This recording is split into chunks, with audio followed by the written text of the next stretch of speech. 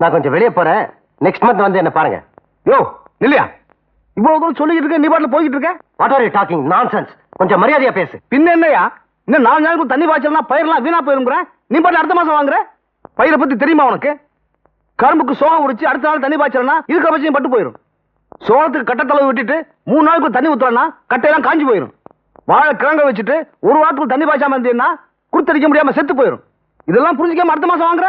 Mister, நெல்லும் புல்லும் உனக்குதாயா பெருசு, எனக்கு 1000 வேலை இருக்கு. மத்த வேலையெல்லாம் கொஞ்சம் தள்ளி வச்சு கூட பாத்துக்கலாம், ஒண்ணும் கெட்டு போயிடாது. ஆனா விவசாயிக்கு நேரத்துக்கு தண்ணி கிடைக்கலன்னா ஆயிரக்கணக்கான குடும்பங்கள் தெருவுக்கு வந்துருமியா. ஒவ்வொரு விவசாயி வீட்டுல இருந்து அண்டா உண்டாவுல இருந்து புஞ்சாய் கழுத்துல கிடந்த தாலி வரைக்கும் எடுத்து அடமானம் வச்சு இந்த மண்ணில போட்டுட்டு தண்ணி இறைக்காம கையை பசிக்க நிக்கிறான். முடிஞ்சு விட்டு போ. யோ, நீ வச்ச ஆள் இல்லையானா உனக்கு நின்னு பதில் சொல்றதுக்கு? உன்னால முடிஞ்சதை பாத்துக்க. வாங்க.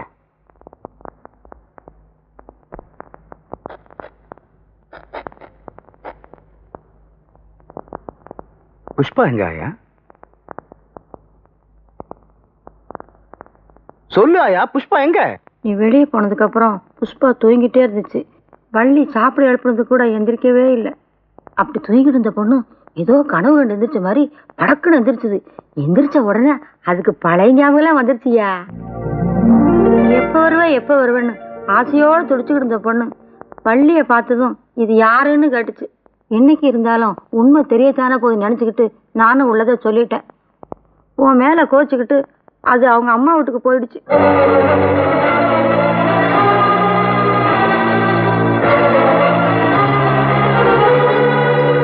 புஷ்பா, புஷ்பா, நான் சொன்னா கேளு புஷ்பா. நீ நினைக்கிற மாதிரி அவர் முறை தவறி நடக்கிற ஆள் கிடையாது. நீ சொல்லாம வந்து கூட அவரே உன்னை தேடி வந்திருக்கார் பாத்தியா. முதல்ல அவர் கூட புறப்படு. எந்த பிரச்சனைனாலும் பேசி தீர்த்துக்கலாம். இது என் வாழ்க்கை பிரச்சனை, நீ தலையிடாத. புஷ்பா, எதுக்காக இங்க வந்தீங்க?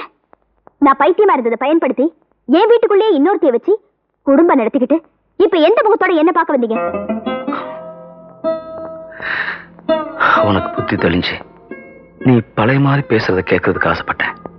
எப்ப தெளியும் வருஷக்கணக்கா காத்திருந்த. அதனால நீ என்ன பேசினாலும் திட்டினாலும் எனக்கு வருத்தம் இல்லை. என் பொஞ்சாதிக்கு புத்தி தெளிஞ்சிருச்சேன்னு சந்தோஷம் தான். உங்க பொண்டாட்டி உங்க வீட்டுல இருக்கா, அவகிட்ட போய் இந்த டயலாக் எல்லாம் பேசுங்க. உங்க முகத்துல முழிக்கவே எனக்கு இஷ்டம் இல்ல.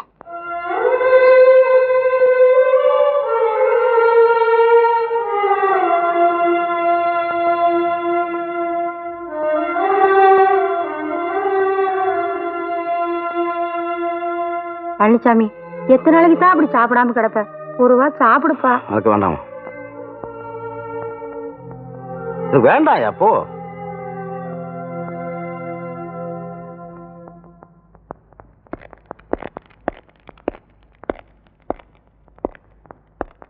My young brothers and old brothers, good evening. ஐயா என்ன சொல்றாரு? ராத்திரி சாப்பாடு இங்கதான் இருந்து சாப்பிட்டு போன்னு சொல்றாரு. நம்முடைய கோவிந்தா பைனான்ஸ் சார்பில் ஒவ்வொரு பௌர்ணமிக்கும் பார்ட்டி நடத்துறது என்னுடைய வழக்கம். இந்த வில்லேஜில் நான் நடத்துற முதல் பார்ட்டி இது. பாடிகர்ஸ் ஓபன் பண்ணுங்க.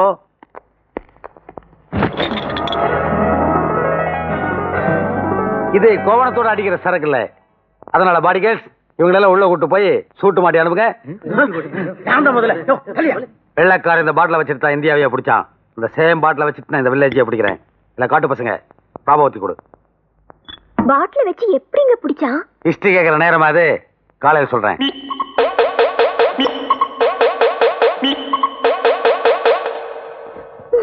Let us enjoy. இப்ப ஐயா என்ன சொல்றாரு? எடுத்துக்கடா நாயேங்கிறாரு.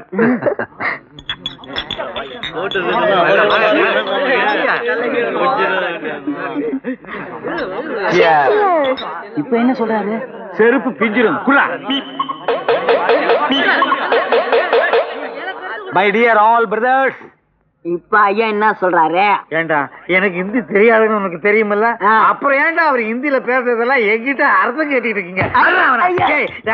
ஏண்டா இப்படி எல்லாம் பண்றீங்க? என்ன நிம்மதியா குடிக்க விடுறாங்க. பார்ட்டி இப்ப நல்ல ஃபார்முக்கு வந்திருக்கு. இத கரெக்டான நேரம்.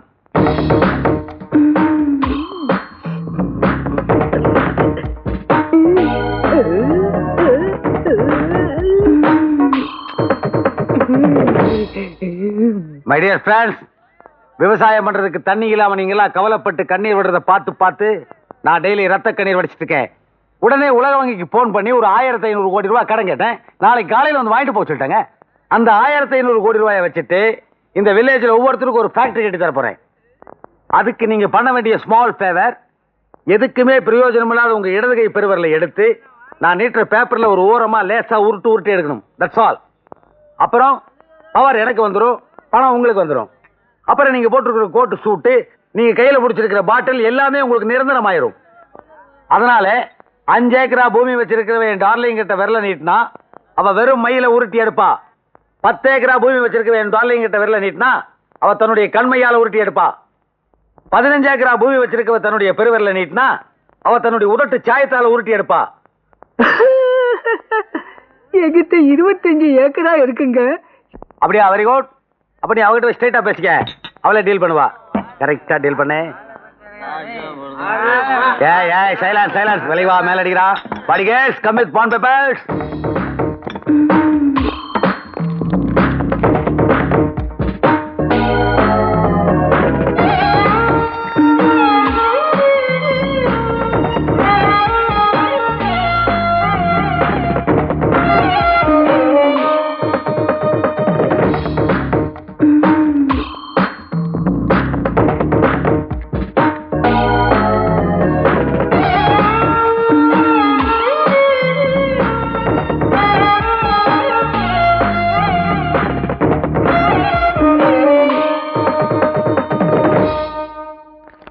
கோட்டு சூட்டெல்லாம் வாடகைக்கு வாங்கினது போகும்போது ஒரு வீட்டை எல்லா பசங்களையும் கோமணத்தோட அனுப்பு.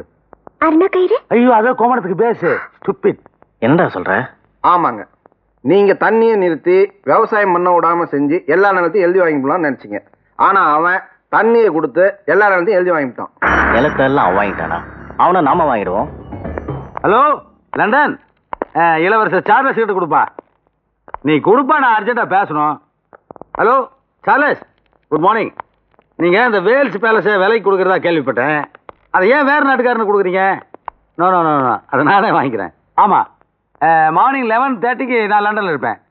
இது பிரேக்ஃபாஸ்ட்டுக்கா? No no no no. என்னவா? நாஸ்தா துணை கூப்பிடுறாரு.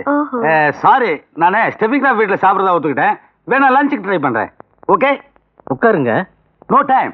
ஆமா, வருஷத்துக்கு 365 நாள் தான் இருக்கு. ஆனா எனக்கு 366 தொழில் இருக்கு. டெய்லி ஒரு தொழில் பார்த்தா கூட ஒரு தொழில் பேலன்ஸ் ஆயிருது. ஸ்ட்ரைட்டா நான் விஷயத்துக்கு வர்றேன். எவ்வளவு ரூபா கொடுத்து இந்த ஊரை நீங்க விலைக்கு வாங்குவீங்களா? என்கிட்ட 1 கோடி தாங்க இருக்கு. ஐயே, 1 கோடியா? அதை வச்சுட்டு இந்த வில்லேஜ் சுத்தி வேலையே அடிக்க முடியாதே. பாக்க ரொம்ப பாவமா இருக்கடியா. அப்படியா? என் டார்லிங் ரொம்ப ஃபீல் பண்ணுது. நீங்க பணத்தை பாடி கார்ட்ஸ் கிட்ட கொடுத்துட்டு பத்திரத்தை வாங்கிங்க. Shall we move? உங்க உதவியை நான் மறக்கவே மாட்டேங்க. Take it easy. புரூனே சுல்தானுக்கு நான் 1000 crores கடனா கொடுத்துருக்கேன். இதெல்லாம் எனக்கு சாதாரண விஷயம். டார்லிங்ஸ், தாத்தாவுக்கு ஒரு பிளேயிங் கிஸ் கொடுங்க. சாப்பிடு. ஹலோ, அந்த 10 crore-ஆ? டோன்ட் வரி, நாளைக்கு அனுப்பிச்சிடுறேன். No problem. ஏன் பார்ட்னர், நேத்து அவ்வளவு பெரிய பார்ட்டி வச்சீங்களா? என்ன கூப்பிடவே இல்லையே. அது ஒன்லி லேண்ட்லார்ட்ஸ் பார்ட்டி மேன். உன்ன மாதிரி பிச்சைக்காரனுக்கு no admission. Get out. Get அவுட்டா? கெட் அவுட்னு எப்படியா சொல்லலாம்?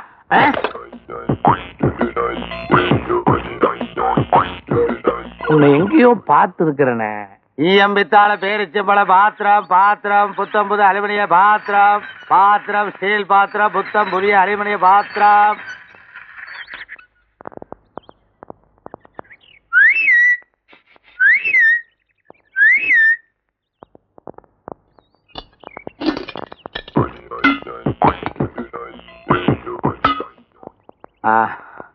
ஏப்பா, இந்த மீனம் ஆஸ்பத்திரி எங்க இருக்கு? தெரியாது சார். நான் நாசமா போனாலும் பரவாயில்ல, நீ நல்லா. தெருவுல ஒருத்தரையும் காணோம். எவங்கிட்ட கேட்கறது? ஒருத்தர் நிக்கிறான். அண்ணே,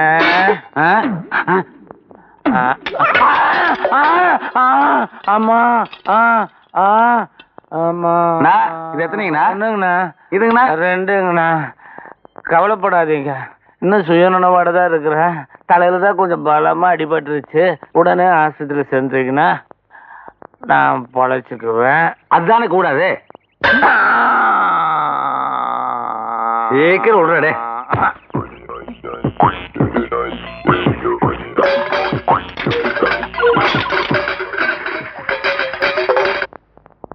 எங்க காணோம்? மறைஞ்சிட்டானா? உன்னை பாத்துக்கிறேன்டா. பழனிசாமி, என்ன பைனான்ஸ் கம்பெனிக்கார ஒருத்தன் நம்ம ஊர் விவசாய நிலத்தை எல்லாம் ஏமாத்தி எழுதி வாங்கி உங்க மாமாவுக்கு வித்துட்டான். இது உங்க மாமாவோட கணக்கு பிள்ளை என்கிட்ட சொன்னேன்.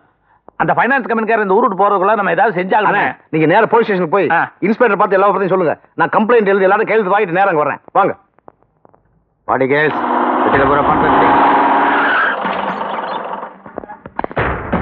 ஹலோ இன்ஸ்பெக்டர், என்ன ஆர்வத்தை அரெஸ்ட் பண்ணிட்டு வரீங்க? என்ன தப்பு பண்ணா? பேசினா ஜாஸ்தி. இன்ஸ்பெக்டர், இவன் தான் பாத்திர வியாபாரி, இன்டர்நேஷனல் டுபாக்கோர். டேய், நான் போட்ட சால்ட் தின்னுருக்கேன், நன்றி இல்லாம பேசாத. இன்ஸ்பெக்டர், நான் பெரிய பிசினஸ் மேக்னெட். என்ன டச் பண்ணா ஐநா சபையில் 5-6 நாடுகள் கேள்வி கேட்கும். ஜாக்கிரதை. இங்க நீ என்ன வேணாலும் பேசிக்க, ஆனா கஸ்டடின்னு ஒண்ணு இருக்கு, அங்க நாங்க மட்டும் தான் பேசுவோம். இங்கேயே போனி பண்றதுக்கு முன்னால வண்டியில ஏறு.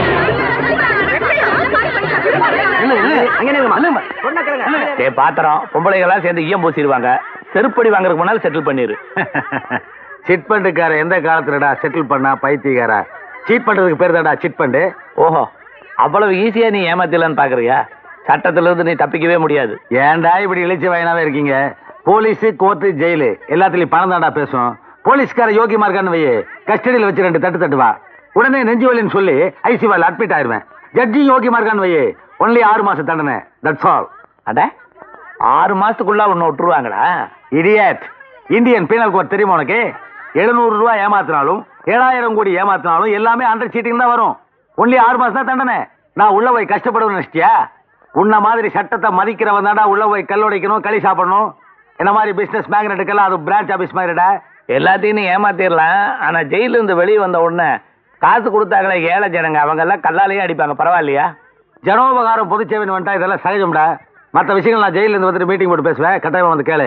பட் என்னுடைய அடுத்த லட்சியம் பாலிடிக்ஸ் தான். இன்ஸ்பெக்டர், ஏன் டைம் அனாவசியம் வேஸ்ட் பண்றீங்க? Start the jeep. யாருமா open the door. Thank you. உள்ள போய் பாலிடிக்ஸ் பண்ணி ஜெயில கெடுத்துறாரு. போ. ஜாஸ்தி பேசியே சாவா இந்த மனுஷன். ஆமா, பெரிய தலைவர் போறாரு. ஊரை தூண்டு விட்டு அவனை அரெஸ்ட் பண்ண வச்சுட்டான். அவன் என் மேல ஜனங்களை தூண்டு விடுறதுக்கு முன்னாடி அந்த பழனிசாமி அடிச்சு கொள்ளுங்கடா.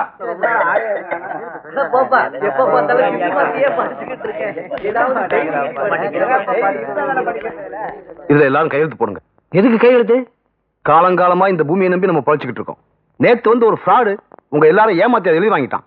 பழனிசாமி, சும்மா நிலத்தை எழுதி கொடுக்கறதுக்கு நாங்க ஒண்ணு இழிச்ச வாங்க இல்ல. உலக வங்கியில கடன் வாங்கி இந்த ஊரையே தொழிற்சாலையா மாத்த போறாரு. அதுக்காக தான் நிலத்தை கொடுத்தோம். உள்ளூர் பேங்க்லயே கடன் வாங்க முடியல, உலக பேங்க்ல போய் அந்த நாய் கடன் வாங்குதா? இப்பெல்லாம் சொல்லி உங்களை ஏமாத்திருக்காங்க. எங்க நிலத்தை நாங்க என்னமோ பண்ணிக்கிறோம், உன் வேலையை பார்த்துட்டு போயா. ஏன் புரிஞ்சிக்க மாட்டேங்கிறீங்க? நீங்க எல்லாரும் இந்த கம்ப்ளைண்ட்ல கையெழுத்து போட்டா தான் சட்டப்படி நடவடிக்கை எடுத்து நம்ம நிலத்தை எல்லாம் மீட்க முடியும். தயவு செஞ்சு நான் சொல்றதை கேளுங்க. ஏய், நீ சொல்றது உன் பொண்டாட்டியே கேட்கல.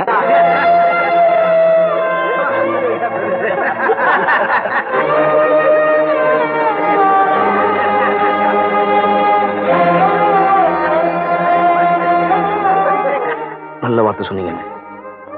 உசுறு குசாவாத பஞ்சாதி கூட சில நேரங்களில் உண்மை எது போய் இருந்து புரியாம போகுது. பழனிசாமி, சொல்றேன்னு தப்பா நினைச்சுக்காதே. உனக்கும் 1க்கு 2 குடும்பம்னு ஆயிடுச்சு. உன் குடும்ப பிரச்சனையே பெரிய பிரச்சனையா இருக்கு. முடிஞ்சா அந்த பிரச்சனையை தீர்த்துட்டு அதுக்கப்புறமா ஊர் பிரச்சனைக்கு வா. பழனிசாமி, நீ நல்லவன் தான், யோகியமானவன் தான். உன் வார்த்தையை நம்பலான்னு உன் பொஞ்சாதி கிட்ட இருந்து ஒரு கையெழுத்து வாங்கிட்டு வா. அப்புறம் நீ சொல்ற இடத்துல நாங்க கையெழுத்து போடுறோம். என் புருஷனை பத்தி பேசுற யோகிதை இங்க யாருக்கும் கிடையாது. என்னால அவருக்கு ஒரு வாரிசை பெத்து கொடுக்க முடியாதுங்கிறதுக்காக தான் நானே விரும்பி என் வாழ்க்கை வள்ளிக்கு விட்டு கொடுத்தேன். என் மனசுக்குள்ள இருக்கிற ஆசை அவர்கிட்ட சொன்னா அவர் அதை ஏத்துக்க மாட்டாரு, இன்னொரு கல்யாணத்துக்கு ஒத்துக்க மாட்டாருங்கிறதுக்காக தான் வள்ளியை சம்மதிக்க வச்சு அவர் மேல பழிய போட்டுட்டேன். ஆமாங்க, வள்ளி கழுத்துல தாலியை போட்டதும் நான் தான், கட்டது நீங்கன்னு பழிய போட்டதும் நான் தான், பஞ்சாயத்து கூட்ட சொன்னதும் நான் தான்.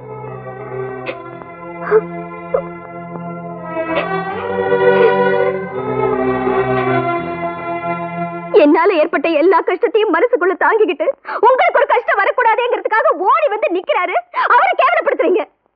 நீங்க நம்புறவ உங்ககிட்ட எழுதி வாங்குற எல்லா நிலத்தையும் எங்க அப்பா கிட்ட வித்துட்டு ஊரை விட்டே ஓட போறான். அவனை பாராட்டுங்க போங்க. தம்பி, ஊர் ஜனங்களும் சேர்ந்து அவரை துரத்துறாங்க. காப்பாத்துங்க தம்பி. நீங்க ஒண்ணும் கவலைப்படாதீங்க. புஷ்பா, அம்மா பாத்துக்க, நான் வந்துடுறேன்.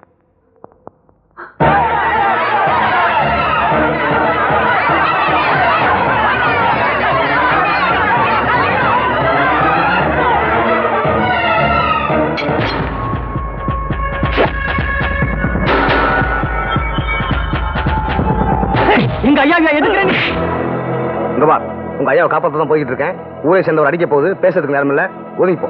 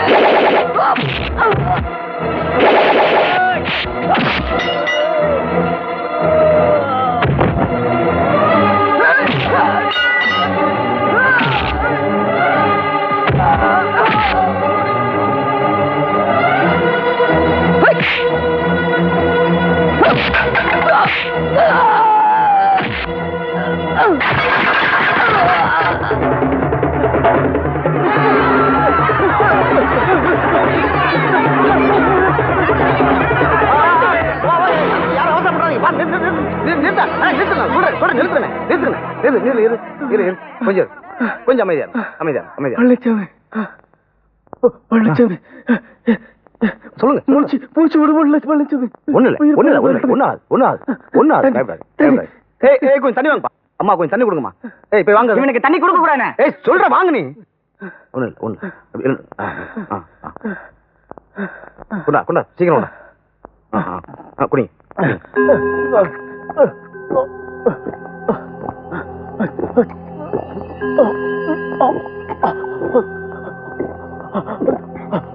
பொறுமையா குடி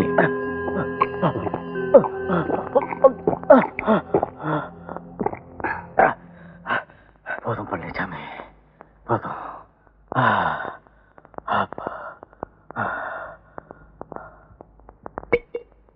பாத்தீங்களா, என்னதான் சொத்து பத்து இருந்தாலும் ஒவ்வொரு மனுஷனும் உசுர் போற நேரத்துல கேட்கறது ஒரு வாய் தண்ணி தானே. அந்த தண்ணியை போய் தடுக்கலாமா? அதனால எத்தனை உசுர்கள் பாதிக்கப்படுது. நீங்க எதை வேணாலும் பிரிச்சுங்க, தண்ணிங்கிறது தாய்க்கு சமம். அதை எல்லாருக்கும் பொதுவாக்கிறீங்க. என்ன மன்னிச்சிரு பழனிசாமி, நீங்க எல்லாரும் என்ன மன்னிச்சிருங்க. நீங்க வெளியூர் போயிருக்கும் போது எனக்கு பழைய உணர்வு திரும்ப வந்துருச்சுன்னு ஆயா உங்ககிட்ட சொல்லுச்சே. நான் தான் ஆயாவை அப்படி சொல்ல சொன்னேன். ஆனா நீங்க என் கூட இருக்கும்போதே உணர்வு திரும்பிடுச்சு. அன்னைக்கு ராத்திரி நீ என் புஷ்பா தானே? அமாவாசை இல்ல, அமாவாசை. அவன் அமாவாசை அன்னைக்கு அமாவாசை அமாவாசை புஷ்பா, நீ என் புஷ்பா தானே?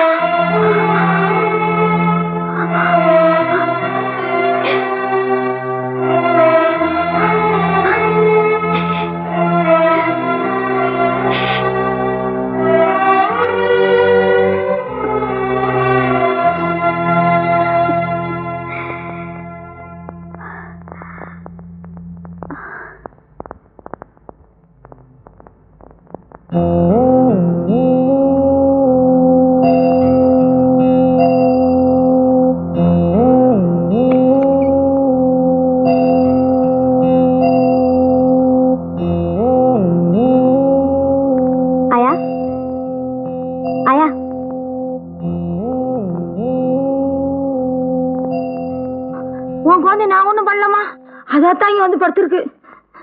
பொம்மையை பார்த்து குழந்தைங்கிற, என்ன பார்த்து மிரள்ற, என்னாச்சு உனக்கு? ஏமா இது குழந்தை இல்ல, பொம்மை தானே?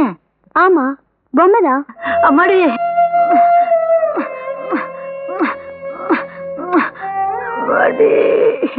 ஆயா, என்னாச்சு உனக்கு? சொல்றேம்மா.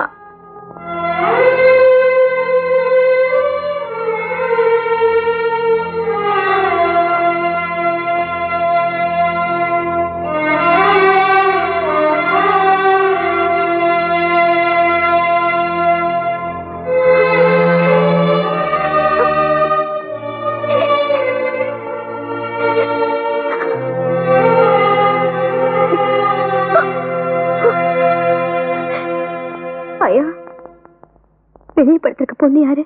அது பேரு வள்ளிமா, ரொம்ப நல்ல பொண்ணு.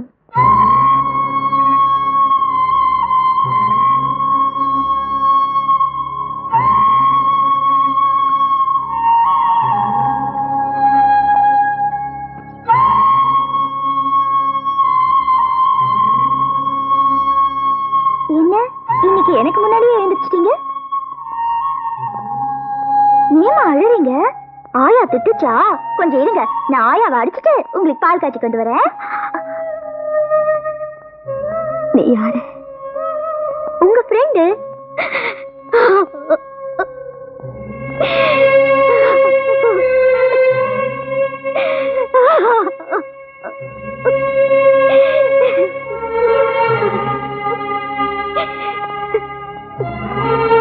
என்னம்மா?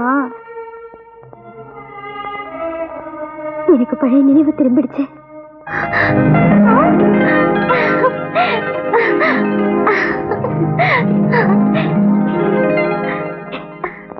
நீ என்னை எப்படியெல்லாம் கவனிச்சுக்கிட்டேன்னு ஆயா சொல்லுச்சு.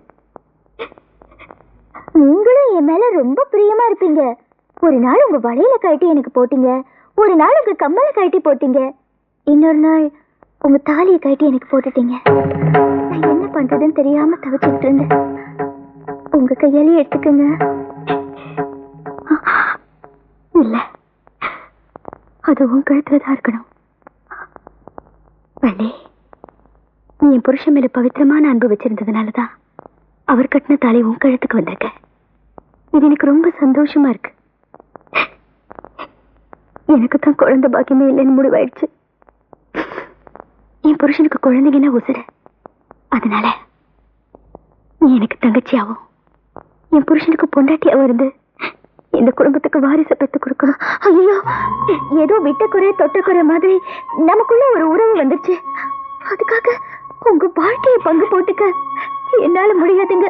வள்ளி, எனக்கு குழந்தை பாக்கியமே இல்லைன்னு தெரிஞ்சதுல இருந்து வாழ்க்கையில எந்தவித பிடிப்பு இல்லாம இருந்த ஆயா உன்னை பத்தி சொன்னதெல்லாம் கேட்டு எனக்கு ஒரு நம்பிக்கை வந்திருக்கு.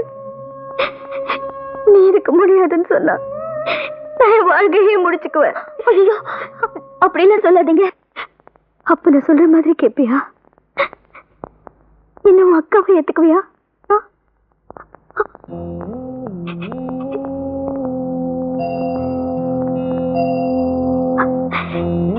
நீ இதுக்கு ஒத்துக்கிட்டதுனால எனக்கு பாதி உயிர் வந்துருச்சு. இதுக்கு மாமாவே சம்மதிக்க வைக்கணும். நான் சொல்ற மாதிரி செய். உன்னை தொட்ட கையால நான் இன்னொருத்தையும் தொடுவேன்னு எப்படி எதிர்பார்த்தேன்? நீங்க தொடமாட்டீங்கன்னு எனக்கு தெரியும். ஆனா கொல்லிக்கட்டியால் அடிச்சு அடியெல்லாம் தாங்கிக்கிட்டு அந்த பொஞ்சாதியை நெஞ்சில ஏந்திக்கிட்டு கண்ணுக்குள்ள வச்சு காப்பாத்துற புருஷனுக்கு நான் என்ன கைமாறு செய்ய போறேன்னு யோசிச்சேன். உங்களுக்கு ஒரு வாரிசு பெற்று கொடுக்க வக்கில்லாம போயிட்டேனேன்னு துடிச்சேன். அதனாலதான் இந்த முடிவுக்கு வந்த மாமா. நான் உன் மேல வச்சிருக்கிற பாசத்துக்கு கைமாறு செய்ய நினைச்சியா? என் அன்புக்கு விலை வைக்கிறியானே? புருஷன் பொஞ்சாதி உறவுங்கிறது ஜென்ம ஜென்மான்ற பந்தம். உனக்காக நானும் எனக்காக நீயும் காலங்காலத்துக்கும் கடமைப்பட்டிருக்கோம். நமக்குள்ள ஒருத்தருக்கு ஒருத்தர் என்ன வேணாலும் தியாகம் பண்ணிக்கலாம். ஆனா இடையில ஒரு பொண்ணை கூட்டு வந்து நம்ம சுயநலத்துக்காக அதை தியாகம் பண்ண சொல்லி தூண்டியே, அது எந்த வகையில் நியாயம்? ஒவ்வொரு ஆணும் தனக்கு வரப்போற பொஞ்சாதி தன்னை மட்டும்தான் ரசிக்கணும், தன்னை மட்டும்தான் நினைக்கணும்னு எதிர்பார்க்கிறான்ல. அப்படித்தான் ஒவ்வொரு பொண்ணும் எதிர்பார்ப்பா. நீ மென்ன ஒத்துல அவளுக்கும் பாதி பங்கு கொடுக்குறாங்கறிய ஓய்ச்சில் அவ எதுக்காக திங்கணும்? நம்ம நாட்டுல ஆம்பளைங்களுக்கு என்ன பஞ்சமா? 1000 பொம்பளைங்களுக்கு 1000 ஆம்பளைங்க இருக்காங்கல்ல, அப்புறம் எதுக்கு ஒரு பொண்ணு கல்யாணமானவனை போய் கட்டிக்கணும்? ஏமோ நாட்டுல ஆம்பளைங்களும் இல்லாத மாதிரி. குழந்தைக்காக 2வதா ஒருத்தி கட்டிக்கலாம்னு சொல்றிய, இதை நியாயப்படுத்தினா பொஞ்சாதிக்கு உடம்பு சரியில்லைங்கிறதுக்காக இன்னொருத்தி கட்டிக்கலாம ஒருத்தர் நினைப்பான். பொஞ்சாதி குழந்தை வர லேட் ஆகுது, அதனால இன்னொருத்தி கட்டிக்கலாம ஒருத்தர் நினைப்பான். இப்படியே போய்கிட்டு இருந்தா ஏதோ ஒரு காரணத்தை சொல்லி ஒவ்வொருத்தரும் 2ஆம் கல்யாணம் 3ஆம் கல்யாணம் பண்ண ஆரம்பிச்சிருவாங்க. அப்படி போச்சுன்னா நம்ம சமுதாயத்தோட ஒழுக்கமே கெட்டு போயிடும். இன்னைக்கு உன்னோட நிர்பந்தத்துக்காக வள்ளி என்ன கட்டிக்க சம்மதிக்கிறான். நாளைக்கு கல்யாணத்துக்கு அப்புறம் படுக்கை அறையில நான் அவளை கொஞ்சினா பொஞ்சாதி கூட இப்படித்தானே கொஞ்சி இருப்பாங்கிற நினைப்பு அவ மனசுல வந்துட்டா அவ வேற நாள் துடிக்க மாட்டா. குழந்தைங்க தான் எனக்கு உசுருங்கிறதுக்காக இப்போ உனக்கு இருக்கிற மனநிலையில வள்ளி என்னை கட்டி வைக்க முடிவெடுத்துட்டேன். சரி, நான் அவளை கட்டிக்கிட்டா நாளைக்கு அவ கூட கட்டில படுத்திருக்கிற நேரத்துல ஓ மனசு என்ன பாடுபடும்?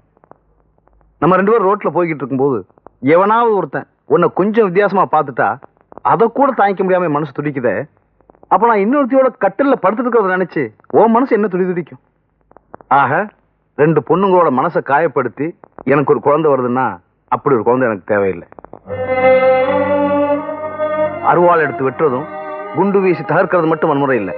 ஒரு பொண்ணோட மன உணர்வுகளை மதிக்காம அதை குத்தி கிழிக்கிறது இருக்கே, அதுதான் மிகப்பெரிய வன்முறை, கேவலமான வன்முறை. அப்படிப்பட்ட ஒரு தவறை எந்த காரணத்துக்காக நான் செய்ய மாட்டேன். நீங்க சொல்றதெல்லாம் சரிங்க, ஆனா வள்ளி மனசுல உங்களை பத்தி ஒரு நினைப்பு உண்டாக்கிட்டேன்னு நீங்க அவளை ஏத்துக்கலன்னா அந்த பாவம் எனக்கு வந்துருமே. இல்லக்கா, எந்த பாவமும் உங்களுக்கு வராது. பொண்ணுங்கிறவ ஒரு குடும்பத்தை உண்டாக்குறவ, ரெண்டாக்குறவ இல்ல. இவர் பேசினதையெல்லாம் கேட்டு என் மனசுல ஒரு தெளிவு வந்துருச்சு. இவரை மாதிரி பொண்ணை மதிக்கிற ஒரு மனுஷன் எனக்கு புருஷனா வரணும்னு வேண்டிக்கிங்க, அதுவே எனக்கு போதும்.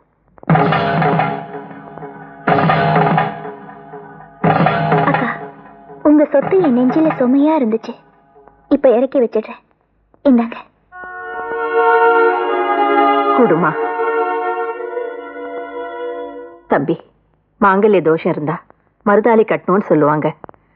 இன்னையோட நமக்கு இருந்த எல்லா தோஷமும் தீர்ந்து போச்சு. சந்தோஷமா புஷ்பா கழுத்துல தாலி கட்டுங்க.